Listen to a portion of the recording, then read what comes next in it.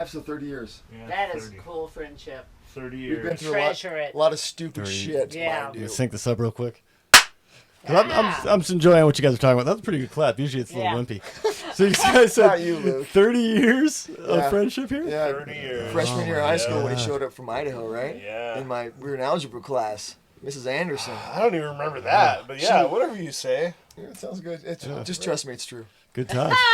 Well, welcome back to another episode of the Lookout Podcast. I am joined by Benji Hegg, Dave McClay Schulte, and Laura Ward is back. And it's kind of the opposite of last time. Last time we were in a sauna in the old God. Airstream. And I was telling even CJ, I was like, we were baking, and Laura didn't even flinch until like after everything was done.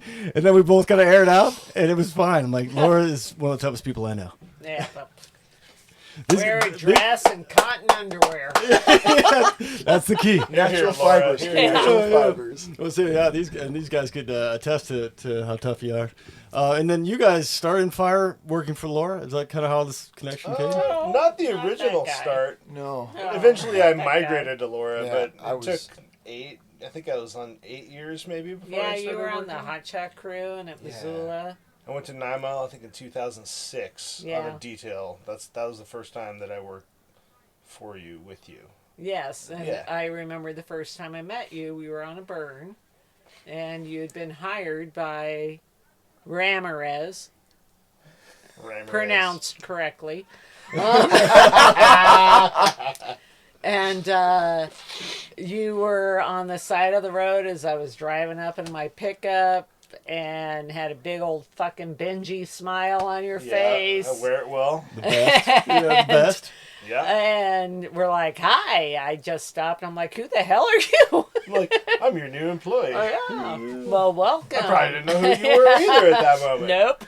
Oh, Yeah. That's It's awesome. like 25-year-old me. This what? Yeah, you're 25 at that I point. think that's that. 06, yeah, I would have been 25.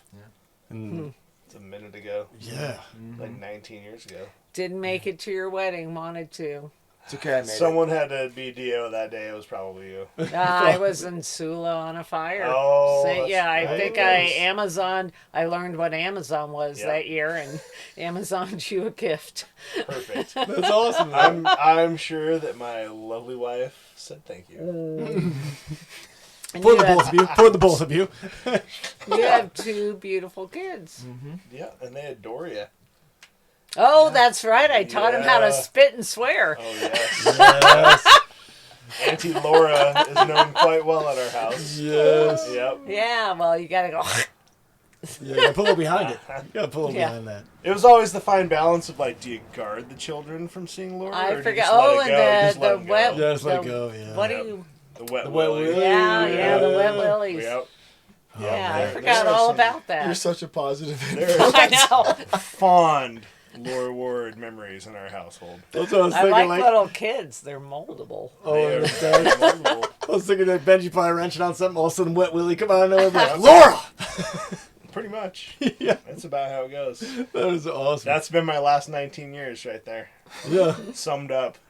Yeah. Don't Every think wet so. willy, I think, Laura Ward. Yeah, thank you, Laura.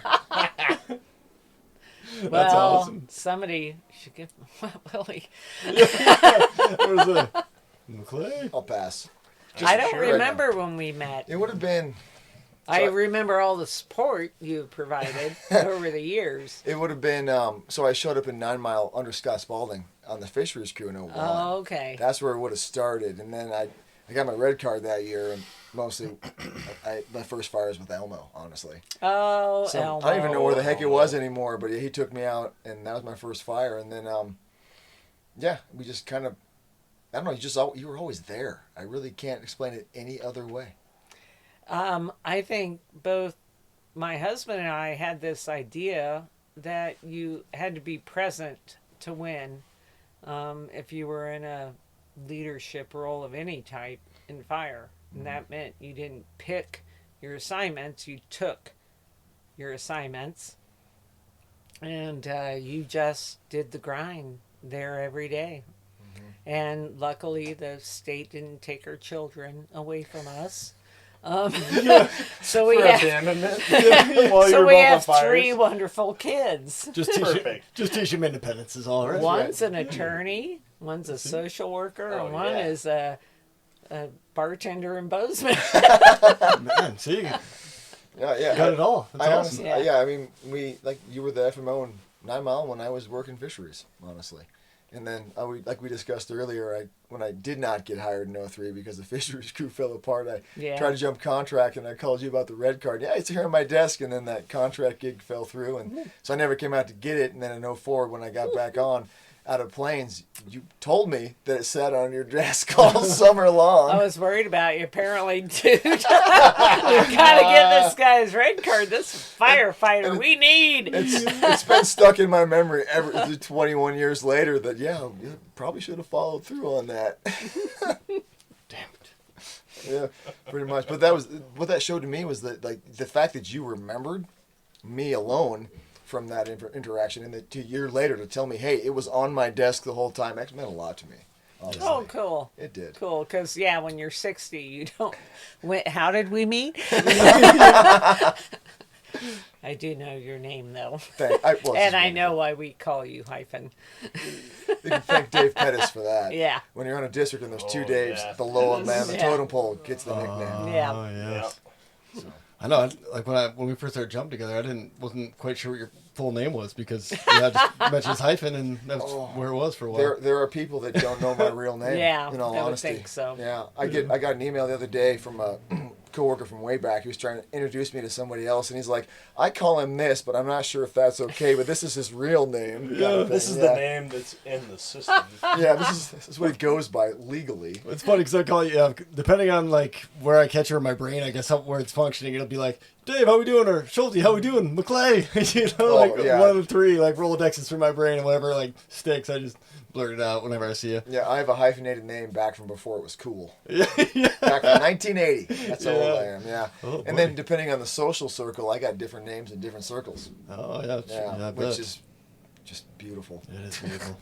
That sounds very hyphen-esque. That's what I keep hearing. Yeah. Is like, for whatever it has been, the last like 1 month or month and a half, people keep like referencing. Oh, it's very like you just said, like very hyphen-esque. And I'm like, is there something I'm not aware? Apparently, there's things that I do that are people know that I'm not even aware of that keeps getting thrown back to the hyphen-esque. Oh, it's stuff. a compliment. I Yeah. think you're very flexible, and I do. I mean, you helped us out on the Lolo through fatalities by Yeah. coming and talking to people at their hardest times in that situation. And yeah, that's not something a lot of people can do.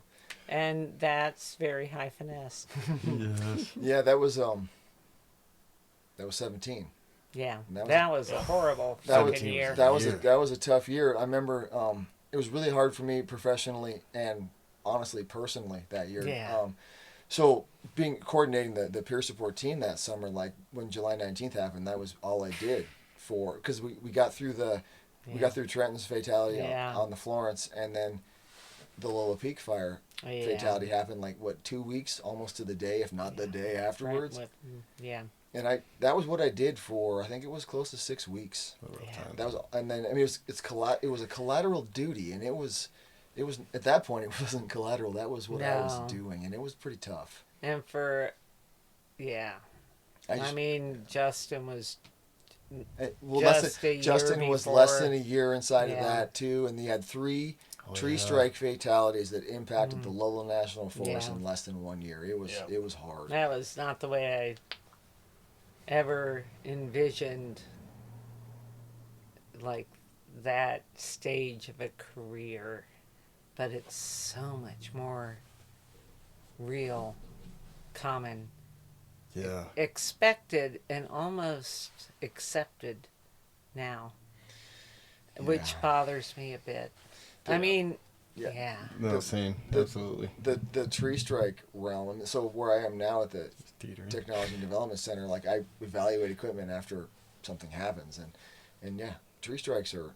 I mean, I wasn't aware of how many there are, but there are, sadly, Gravity sucks. it does. It really It does. does, and Yeah. gravity's gonna win. Rocks and trees and Yeah, rolling stuff. It's really helped me understand that like wildland's a hell of a dynamic environment, and you can plan for the best, but things are going to happen that you can't predict, and it's quite humbling to realize how small you are in that big world, you know? Yeah, You know? I just saw a video on a burn that happened just a few days ago. I believe it was on the Bitter, and roller came out and, came right next to it. Someone was lighting, and an igniter, and like they just kind of, and kept cruising. And I mean, it would have done some damage, like severe damage. Ragdolled them. Yeah, if it would have connected, 'cause it was a rock. I mean, like size of somewhere between a basketball and a beach ball. And like the way his response to it was how I would have been. And it's weird how you just kind of get like numb to it. You just get used to like, oh, no big deal. Because you burn out stuff like this, that's this. Yeah, it becomes normal. Yeah, you just normalize it all. Like I remember on the Gallatin being on a fire and this big, and I just barely heard a pop, and all of a sudden this giant like 24 dBH tree or something bigger just come floating by me. Didn't touch the ground because it popped way up here. It was so steep it just floated down. I was just like, that was wild. But it was like August, I was wore out, into August or September, and I was just like, that was weird, and just kept cruising, Yeah, where the whole tree impact thing really came home to me was actually 2010. We got the Steve Corner fatality happened. Yeah. And that was stuff. So we were looking at peer support on that. So I went off the jump list, went on hold for that, and then it kind of didn't develop into anything. So I went back on the list, and then we got called as a 10-person assist crew. I don't either. I wish I could. I know. I used to have it. And VSEF. And VSEF, because her brother I think rigged it the year before that or something. That was over on Idaho. It was it was on and then we got state fire. So the peer support thing never came together because it was just anyway. Sometimes that happens, which is fine. But we got called. I went back on the list and we got called to go as we sent a 10-person module over there. So I went to that like a week afterwards and I was in that terrain, like they couldn't tell us where the site was because the investigation was ongoing, but like it's over here and you're going to be in the same area. And I was like, okay. So 10 of us doing it, and like you're in that country and there's all of these cedars that are burning, and that's when I really it truly came home to me how honestly scary cedars can be. Like, oh my God, they were this one working in Oregon. Yeah, I hate fucking cedars, but I hate gravity worse. I know. Like as far as trees are concerned, I really love the cedar tree. But as far as cedars and fire, there was multiple instances on that fire where you're within 10 feet of the cedar tree and it was 36 inches DBH, and you don't even, and you don't even know it's roasting inside. And you walk to the other side and that whole thing is just burning. Yeah. And it's 2 inches. Yeah, and it's rind out. It's rind out, and like you're looking at that and you're like, well, like, what do we do now? Like, how do we handle this? Well, we can't cut into it because it's so hot. So that's when it all came home to me that like there's a lot with trees, and especially obviously cedar trees, and that's where I started trying to pay more attention. Like overhead hazards were a serious thing, and because I hadn't really, I was 29 in 2010, and I was still under the invincible ideal, and that's when it started to come home that no, I was on a fatality fire from a cedar tree, and there are these cedar trees you don't even know from 10 feet away are on fire, and that's when it started to come home like. There's a lot going on here. Buckle and then when we ended up cutting trees down on that fire to make it to actually so we could do our job, how those things, like you said earlier, shoot to the bottom. Like they're hitting the bottom of the canyon. Yeah. Hundreds of feet below us. Yeah.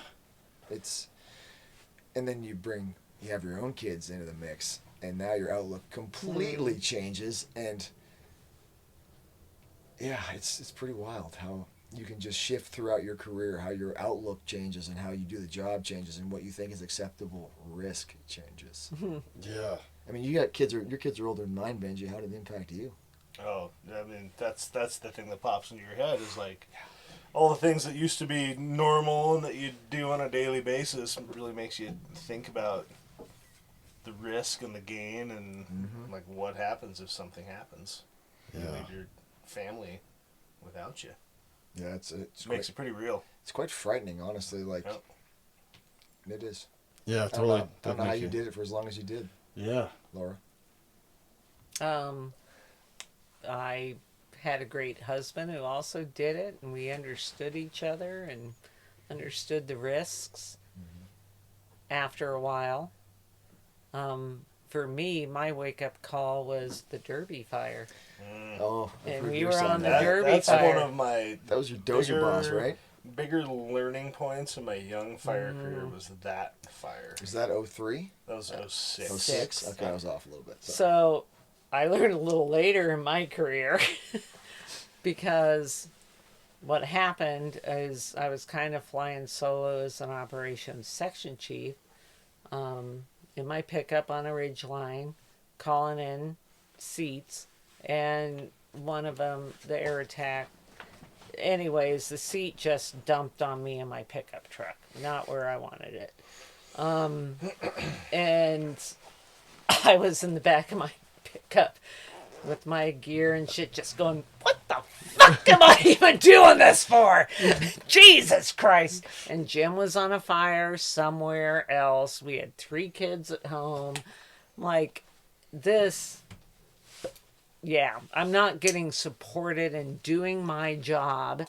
And I'm out here doing this because that was a fucked up fire from where we were sitting. That was a fire. It was a team. We were the team. Type 2 team was there, not to be named.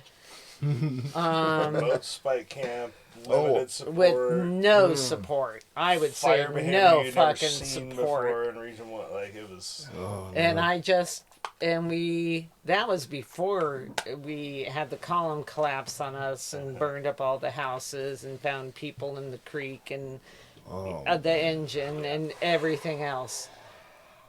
And at the end of that, I came home like 15 pounds lighter. Jim came home 20 pounds lighter from wherever he was, and we were both like, Jesus Christ, what are we doing?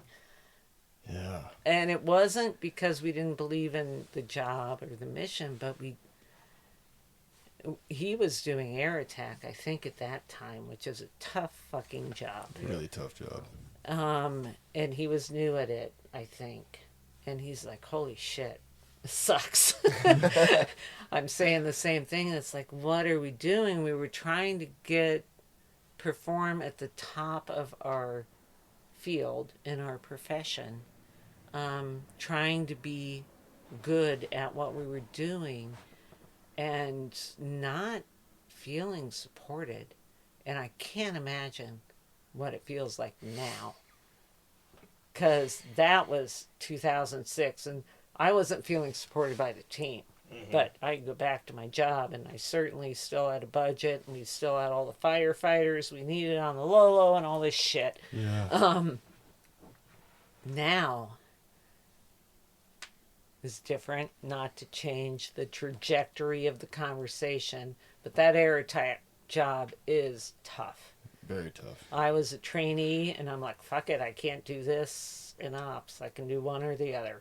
Yeah, it's definitely different now compared to when Jim went through it. Yes. Like you go through the training, you know, having gone through the training, like you go to the academy, you go through 2 weeks of like intensive resetting your brain on how to think. And so when you come out of that, you're leaps and bounds ahead of where people were 15 years ago when they went through it. I can't even imagine, you know, like for Jim going through it when he did, like the transition of trying to go from thinking like a ground firefighter to thinking like both realms of aviation and ground compared to the training you get now. There's no comparison. Yeah, it needed to become that is a specialized position that is housed. Yep. And like now, you know, the people that go to the academy, like I was in the 5th academy for it, and like you're really set up for success from the get-go, because like you've got the time and the energy and the assets put into it, and then your supervisors support it, and like that's what you do. Is you go to the training and you go through it, and then you do it. Versus when Jim did it, it wasn't an academy, I know. it wasn't the training. It's like you did the S class, and then you just kind of like did it as you could, but you didn't have that in depth that people get now, and that's different, and that means a lot for that level of stress and management and how you get through it. My husband's looking for me. Yeah, I texted him too. I was like, "Hey Jim, we have Laura. We're in the trailer." Yeah, it's Ted. Thanks. Yeah, he can jump in if he wants to. Jimmy want to Come join us. That'd be fun. That'd be fun. Well, yeah, I won't keep you guys too long then. But I kind of He can wait. Yeah. This is going to be a multi-episode. That's We're what going to have to do it like once a year. We'll do it. Yeah, We'll it's do a it good annually. call. After great. every putt and pull, we'll just sit down. and We have a almost chat. did it last year. Almost. That's what I was gonna say. That's kind of how this started. But they kicked us Should've out. had That's the what ruined camera it rolling. last year. I should have. Yeah. Yeah. I know it's kind of weird about the time, and like you said, they were kicking us out, and I was like, and that's why I was like, when you guys came and got me today, I was like, okay, maybe Laura, I figured you were gonna be heading for home already, so like that's why we're on the block and like was about to get on reserve, and then you're like, hey, where you at? I'm It's like, hey, are you coming no back? way. What are we doing Hey, this we- or what? We made this happen. Yeah, this is Yeah. great. So yeah, just for the audience, I just want to say how this started last year, and like you were saying, Benji, like we'll just maybe just do a little snippet every year and Yeah. keep this rolling because It's a good group to do a snippet with. yeah. I yesed him on my watch. I'm Yes. so proud Well, of myself. It's so when you mentioned the Derby fire, like I spoke to Benji about that and like all of the stuff that was going on, and it's funny because at that moment when you told me about it back in, this would have been fall of '06, he was telling me about the Yeah. Derby fire, and I was like, I felt disappointed that I wasn't involved in it. Like that sounds like it's a great fire to test your metal to see if I can do it kind of thing, you know. And then having found myself in similar situations since then, like fuck that. Like it's like That was like I my it's whole not what I fucking wanted to do. career. Just throw her, yeah. See what happens. That was You go out there and do something with this fire. Yeah. that was me. Go light this. Fresh off of the hotshot crew, had never functioned singly, ever. You did awesome. I was worried about you though. Yeah, you thought I died at one point. I did. Yeah, I We were remember out that there on moment. that ATV, and it's like, where the Yeah. fuck is Benji? Well, I remember we can't were- lose that furry little fuck. At one point, I The had back like patch lives on, Laura. you had given me this set of structures, and you're like, Yeah. "Here you go, figure it out." And I was like, "All right." So like, I had a dozer, and we You pushed were a dozer apparently line capable. between all these houses, and like the way this fire blew up, I was like, "There's nothing." Doesn't you can do. matter. It didn't Doesn't matter what you did. It was the like if it river burned, it didn't burned. matter. The highway didn't matter. And- Nothing mattered. And so this column collapses, cold front blows over. This fire just does things you've never seen before, and we ride it out at this ranch. And then it's like, all right, like fire front's blown through. Like, let's go see what we can do. Yeah. And we started going house to house. And I remember this one house particular. We're on the radio. You're talking to me, and like I keyed my mic, and as I keyed my mic, the garage just exploded. I mean, 200-foot fireball. Holy It's shit. like they had diesel, gas, vehicles, like everything. It's as California as you get in No, Montana. seriously. And it was in the Stillwater River drainage. Yeah, I it think. is. And so I'm 50 feet from this garage, and she said something on the radio, and I keyed my mic, and it went boom! Like, oh God! And like I let go of the mic, and she's like, "Heg Ward, Heg Ward, Heg Ward," which probably took 2 seconds, but I'm just like, "Oh my God, I've never seen this before." And they're like, "Hey, I'm good. But I That mean, it was like, That was the house we used as a base. yeah, it was that. And that we whole- had we had a lot of fuel because it was such an unsupported spike camp. We Yeah. had a lot of fuel in the back of our rigs, and we all knew we were going to deal with this collapsing column. It was forecasted. It was we a knew known this. event that was about to happen. So we put all this fuel at that, at that place because we had to get it out of our vehicles to keep operating. yeah, Yeah, I remember that. And they weren't, it was so bad. We were so unsupported. They weren't jerry cans. They were like water containers full of At fuel. one point, was so when I first we went were to this not fire, supported. When I first And the went to this IMT fire, will remain unnamed. yeah. When I first went to the fire, I was a Paul Meyer operator, is what she Yes. brought me over as. And I knew Yeah, his name. because it was I small. knew him at that time. And it And I'm hadn't like, it hadn't like blown up yet, right? Yeah, yeah. And by the end of this fire, she's like, "Hey, I need torch fuel." She's like, "Go to the spike camp and make me torch fuel." I'm like, "All right." Yeah. So I go back and like very limited support. yeah. Like how you And so the difference of torch limited fuel versus- that I got was 5-gallon buckets. This is the hot buckets of food. Yeah. There yeah. was no Hot there, buckets with there, fuel were- in it? there Yeah, were no yeah. fuel cans. That's why there we were had no to drip leave it. torches. There was nothing. We And so couldn't like have that in I the go back to the of our supply at trucks. the spike and they're like, "We don't have any fuel cans." And I Oh, go to the shit. caterer and he's like, "I got all these hot buckets with like turkey and gravy. I was like, sweet, give them to me. We weren't even getting fed. No, we weren't getting No. IEPs. I was just Yeah. figuring out the briefing in the morning Yeah. off Oh, of that's whatever brutal. I had. It was in my full, notes. like, That's wing terrible. it survival mode. Yeah, was the it best was way to bad. describe I have it. not had a situation that bad. Me It either. That's seems terrible. like that's all I ever dealt with. Oh no. So basically, don't take an assignment with you. Yeah, pretty much. Unless you want to learn everything. Well, the inverse. I learned everything. I mean, the half of what I know came from events like that, which is like, I mean, like you, it's you, unfortunate, you make, but at the you same make time, it it's like happen you make it happen, and it and like keep people safe. it gives you Yeah. slides of what to do in those scenarios. True. So here's something I shared. I do work with USAID. Been recently shit canned by Elon. That did the wood chipper. Yeah, but But I did a workshop recently with disaster response people in the Bahamas. And it was all about how to organize and your ESFs and, you know, how to make sure you're pre-planning. And I'm like, these people deal with huge fucking hurricanes. yeah. I'm like, you know, there is a hard truth here. Sometimes nature's just going to fucking win and kick your ass. Yeah. And you're going to do the best you can with what you have. Now, we could have certainly been supported better on Derby. But when But- it came down to it, Yeah. And that's what. nature's gonna do what Yeah. nature's gonna do. But you bring up a Absolutely. good point. Like what I really, really love about the wildland firefighter community is their ability to turn shit into lemonade. Yeah. Yeah. And we've They done will that so find many it. times. And Mm-hmm. then when things do go bad, the support this community has for each other, it just Yeah. I don't know why it keeps blowing my mind, but it does. The amount of support this community can put towards each other is Without a doubt. it's. I mean, I can't think of a community that can match it. Honestly, like it's Yeah, and like really great. those when your tank's at like zero, like your personal tank, you know, like your personal Mm-hmm. fuel tank's at zero on like something like the Derby, and you're able to just like keep cruising because the guy or gal next to you is kicking ass too, and you're like, well, if I falter, then we all falter. So it's like I gotta keep my shit together. And you're running like no sleep, no food.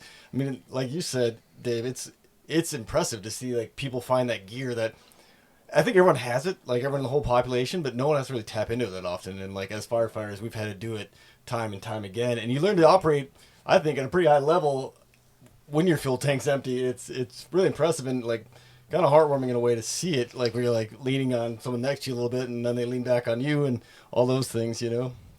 It's really impressive to watch, but where I'm going to dive into some personal stuff here. Where it gets difficult is when people can't. Go anymore. Well, when they don't recognize that they are on empty personally and professionally, and then it all comes Yep. to a head. Yeah. And it gets, and like I'll go back to the peer support side of the fence. Like I originally when I first started You have a that great burn glass or Highlander glass. when I Souvenir. It's a donation to the cause. Yeah, exactly. when I first started managing the team, all we did for our presentations about, hey, this is who we are and this is how you can order us and this is kind of what we do. And then having gone through sadly a bunch of negative outcomes is the best way to put it, I realized that we have significant holes in our understanding, or at least our communication about what we're dealing Yeah. with, what we're going through. Yeah. So I started incorporating things into my presentation about like stuff that I'd experienced, that it was a struggle for me, and that I know I'm not alone in this kind of stuff. And I brought in, I mean, just the stress of the job. You guys are talking about the Derby fire in 06, and like I'm sure the fact that you're still talking about it, it's probably still riding with you. kind of Well, thing. that was a long time ago, and your experiences since then. I mean, I've been out for 5 years. Yeah. Yeah, there's been so much more. You carry it. That's the point. You carry it. Yeah, with you have those Oh, yeah. slides that you get at some point in your career that, like, it just gives you stuff to compare to and to build off of, and things that you learn from, and kind of shapes like where you go from there. It does. It shapes your operational picture. Yeah. But when you look at the personal picture, we Yeah. don't have a lot of structure and guidance in that realm, and that's That's where I've seen a lot of people falter. Myself as well, and it can get. We don't I mean, firefighters are horrible at introspection. That is So why I bad. even brought that fire up. That was that seminal moment for Mm-hmm. me Yeah. in my career, and whatever fire Jim was on when we came back home and together. It's like, what the fuck are we doing? Yeah. Yeah. But we're so bad at it, and then we That just keep aha moment for your own and persona. we keep pushing forward because We that's got the better job. life insurance. I bet. We really Truly. did. Yeah. Truly, yeah, and you look at it from that standpoint. It's like, okay, like it brings home the realities of what you do, and then so many folks go through these hard situations, and like they get through it professionally, but personally they carry it on. Yeah. And then how does that impact outside of the job? And that's where I started incorporating what I was experiencing into my presentations on the peer support team. Like, hey, this is stuff that people are seeing. Like, why don't we talk about this? Like, I mean. Your And- work is so valuable. And it Oh, was it is, like man. I have since retired from that, if you will, just because I can't do my current job and Yeah. that job. They don't coincide, and it was time. I had looking back now, I had hit the point where I'd had enough where I needed to step away Yeah. for a while. And Yeah. honestly, the biggest trigger for that was 17. Oh my God, that was a Because nightmare. that was such a terrible year. Like, they use the term compassion fatigue, and I always thought that was a joke. I'm like, that sounds dumb. And then come September and 17, I was like, yeah, I know what it means now. Like, the team was maxed out. We had no more leads. The Yeah. coordinator was done. Our leads were done. We had peer support. We had the peers, but I actually reached out to the national program. Like, we can't, anything else, you've got to support us. And it was a hard, I mean, it wasn't just the fatalities. It was that year was huge across the region for Yeah. fire. Yep. Everybody was running on empty, and Yeah.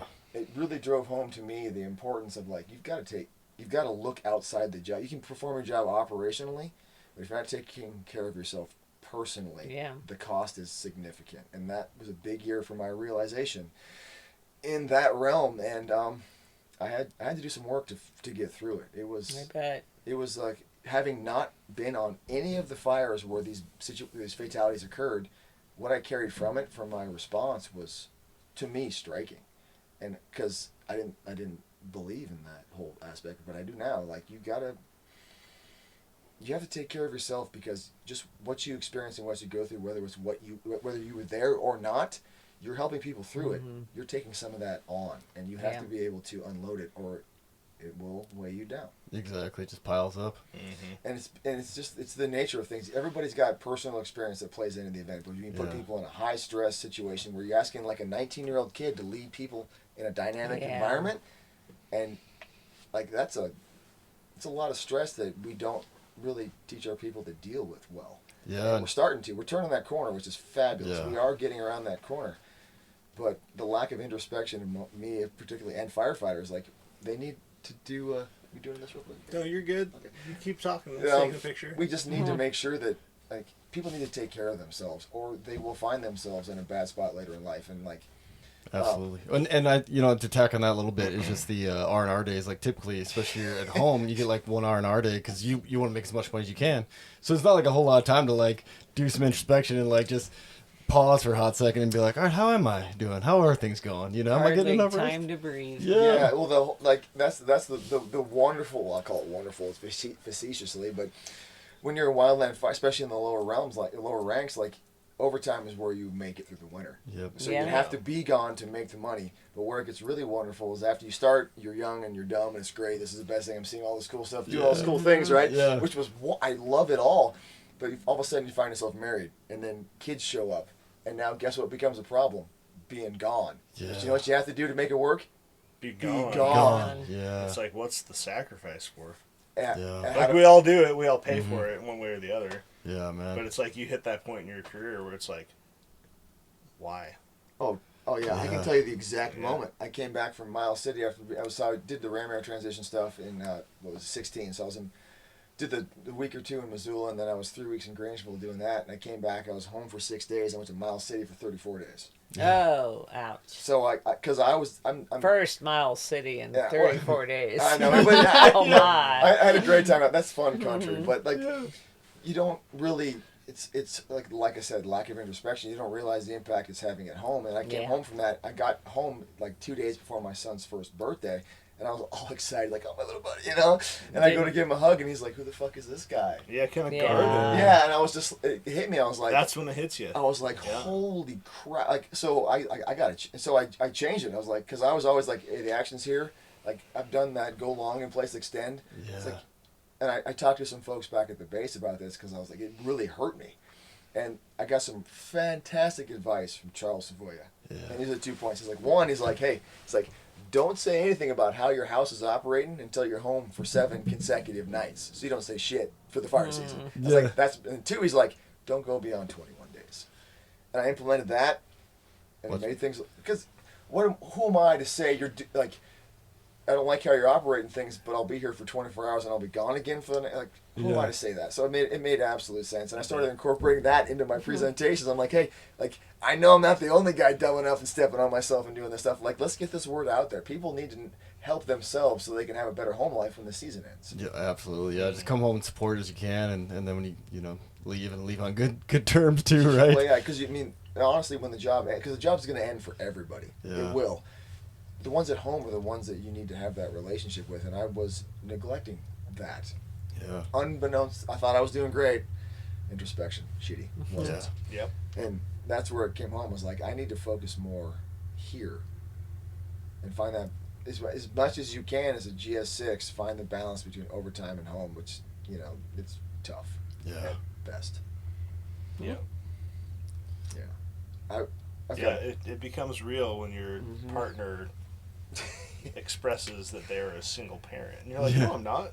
You're not a single parent. Like, we're I'm- married. Like, I'm the other parent, and then it's like, oh, how do so Laura? I've got a question. I see what you're saying. Yeah. It's So it makes it pretty real pretty quick. how did you handle the integration when the fire season was over back into the home life? Because your partner Jim obviously was in fire too. So how did that work? Because personally, I struggle with it. Yeah. I would say that the autonomy we had in our working life, assignments, our jobs, we figured that rhythm out. We failed a few times, where I was available with a team, so waiting to get called out, and he took an assignment. That happened a couple of times. We crossed paths on a 100-mile dirt highway in going to Eagle, Alaska. He was coming out as a divs. I was going in as ops on a team. The kids were with Vicky Hughes, which if anybody remembers who that person is, you would question that decision. And her poodles. It paints a picture. Yeah. Those poodles are suspect. So we, I guess the question is, how did we get back in a normal life? Yeah. We were just forced into it. When the kids' we had school and then we had summer. And when school started, then everything changed for one of us, depending on what was going on. We chose our home because it was 5 miles away from 9 Mile Ranger District when our kids were young, and they went to Frenchtown. So it was very easy, relatively, although there's some stories of children running amok to the local bar, but at 5.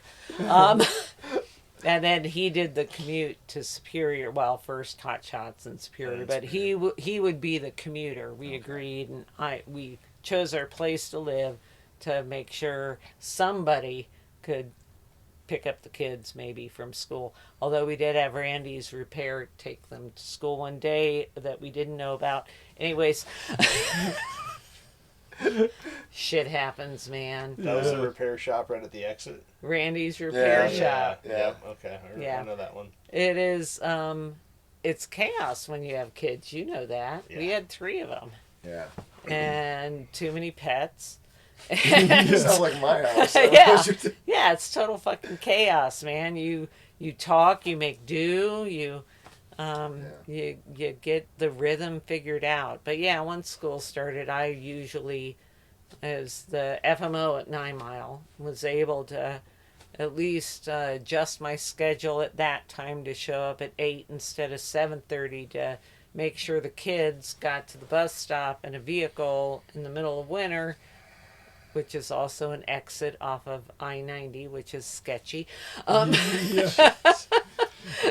It is literally an exit off of I-90, It's the the best. 9-mile exit. Yeah. Did you have any reintegration back into the family stuff? Like tips or anything? Oh man, come back to me on that one. Well, because I asked that question for both of you guys because you've been in it for long. You were in it for who knows how. We were both fire though. I think Yeah, I guess that'd be a little. it's a little easier when you both like understand the expectations of the job. Yeah. So my bride, I've been married to her for 15 years now, and her dad did fire out of Harlowton for her life, and so she understood the whole gamut and how it operates. Yet she just told me last summer that I thought I was good at it. She told me that I was bad at reintegration into the family, and I thought I was doing a good job. Like I put all this time since started doing the dedication stuff at 17. Like I'm gonna be. Well, certainly don't show up and tell her how to change shit when you've been gone. Yeah, that's first tip. Definitely done that wrong, and I if she watch, I'm really sorry, honey. But no, like I thought after all of this work that realizations that I've had between 16 and 17 going forward, I thought I had done better at it, but no, apparently I was not good at reintegration back into the family when the fire season was over, and looking back on it, I can understand why, because of the people that I worked with. Oh. You get those, like, you just don't have bonds like that outside of the fire community. That's why I stayed at the jump base for, like, when I first started jumping, I was like, I'll do it for 3 years, get a good feel, and move on. 12 years later is when I finally left, and it's because of the family dynamic that was showing me I couldn't do it. And I think for me it was the people. Like, they were the ones that you spend all of this time with them. You go into all of these places, do all this crazy things, and then coming back into just your regular home life. Can you compartmentalize shit up here? I did a pretty good job compartmentalizing from the airplane to the ground. I think outside of that, I didn't do a good job. I think because I was like, even in the summertime, I'm like, okay, what's happening next? I was always looking ahead, and I wasn't living with the people that I'm going to spend my life with. So I'll give an example of compartmentalizing in my perspective. I have a granddaughter now. Congratulations. I'm retired.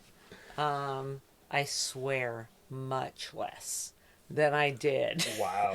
in my professional life. I mean, with all due respect, that's impressive. I'm impressed. Yeah, I know. I've known you for a long time. The F word is not a verb or an adjective. Okay. But it's all, but Laura, it's all of those I'll things. let my kids know. Yeah. I'll let my kids know. Yeah. I know. I would treat your children differently now if I met them. But Can you meet with my brother and tell him that, please? But that compartmentalizing of your life and your actions and how you deal with situations, I think is a very valuable thing in fire. Yeah. And even when you're dealing with like the crazy fucking volunteers at Putt and Pull, you're like, Jesus Christ, you talk too much. This would be a lot easier. And then you're like, okay, it's volunteer. Just give them that clipboard and ask them to go do something that means nothing. It's just getting control of those emotions that we all feel and understanding like what's healthy about them, what isn't. So if that frustration boils up, it's like, this is my reaction to that situation. It's not them. It's my reaction to that situation. I need to put that in its place and respond to it appropriately. And I struggle with it, without a doubt. I just gave you an example of tonight. It's wild you mentioned compartmentalization, because with all the stuff that's going on lately, there's people that I work with that are really, really concerned, and it's impacting all aspects of their life. Shit. And I've mentioned the same thing. Like, what are you doing? I'm like, I'm compartmentalizing it. I'm taking all of that, and I'm keeping it here while I work on this. And in the end, knowing that I have to come back to it, because it can't just sit there. But I will put it here for now. I'll work on this, and then I'll come back and work through that. The chaos you guys are dealing with right now, I have no point to refer to. It is unique, hurtful, and not effective. Yeah.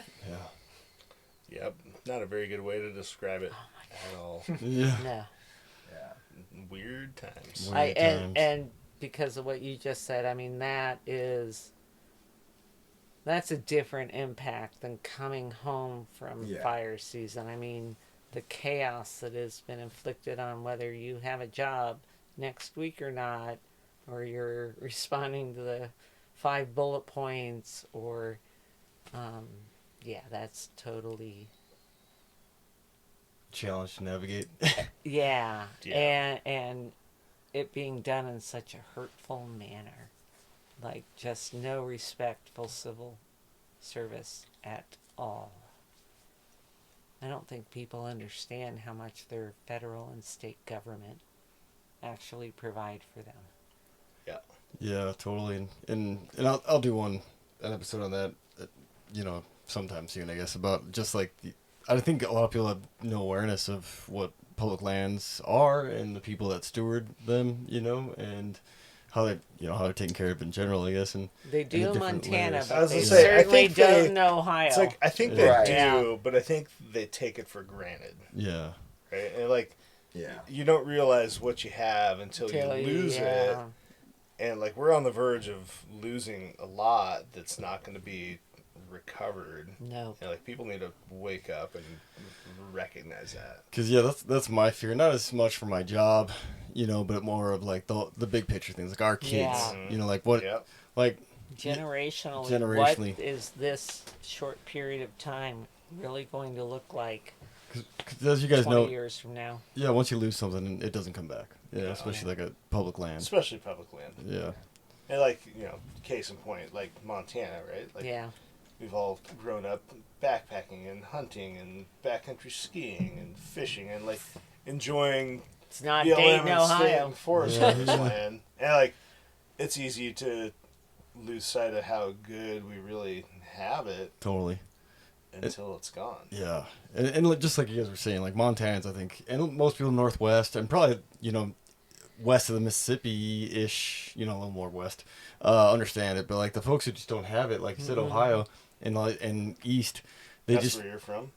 Dayton. Cincinnati. The homeland. There's not the origin. There's not a lot of public land on the east side. No. No, I didn't. I grew up. I didn't know who Smokey was. Never been on a national forest. No national park. I love public lands. I'm still pissed in that Smoky jacket that Tony donated. That was gorgeous. Man, that was from Tony. I just could see it out the window there. I think his aunt made it. His aunt made it out of a Pendleton blanket for Risa. Yeah. Many years ago, and it's got the Indian head nickels on it. It's gorgeous. Really? It is. And then he showed me some pictures, not to totally change subject, but we're talking about that now. He showed me some pictures of she made him an outfit for when he would do like I don't know if it was ceremonial, I can't recall specifically, but basically his regalia that he would wear and the beadwork on it, it was so pretty. I was like, Tony, can you show me that? He's like, I'll give you a call, bring it in one day. The beadwork is phenomenal because in the southwestern tribes they do things differently, I guess. Yeah. Like, I'm speaking outside my window here, but just what he told me was that, but like they just do things a little bit differently, but the regalia was it was gorgeous, and it was also a Tony from 40 years ago, and I was like, Yep. I looked at my watch. I'm gonna leave. What time is it? It's 10:35. Is it past your bedtime? We've been up here for almost 50 minutes. It's past everyone's bedtime. It's even past your bedtime. It is, yeah. You gonna make it? You gonna make it? Oh yeah. I actually got to swing by Walmart on the way out because I lost a windshield wiper on the way here because of the storm. Like as soon as the storm hit, I hit the windshield wipers and like 2 gusts hit me, kind of blew both windshield wipers out, and then the second one just took the driver's side one off, and I was like, awesome. That's funny. I was driving my wife's truck, and her passenger side, the rubber was gone. I was like, I was like, I'm making a stop. Yeah. Oh, just deal with the rain. I have to urinate. Oh yeah. Well, thanks, Laura. I appreciate it. I've got a joke about urinating. On that note, Yeah. we're done. I've got Yeah. a joke about urinating. I'm kind of proud of this one. I don't know if it's mine in particular, but I'm gonna say it right now. All right. You ever have to urinate so bad it's a urinine? That's where I am right now, and I gotta go. And on that I'm a note, year at 10. oh, thank you Yes. guys. I gotta pee and I'm not doing it by Benji's truck. Why not? I'm at the Holiday Inn. It's right down the Oh, road. perfect. I'm using a flush fucking toilet because I'm 60. You know what, Laura? You've earned You've it. earned it. Absolutely. You put some time in. We respect it. Yeah. You guys are very kind. All right. It's always fun sitting in a trailer with you. Yeah. I might be stuck. You'll make it work. I believe. Oh, well, thanks, guys, and thanks everybody for tuning Thanks, in. Luke. Thanks, Luke. Oh We'll my try. God. Maybe 365 days later, we'll give her a swing again. How about Yeah, I think so. I Yeah. mean, if you guys are into it.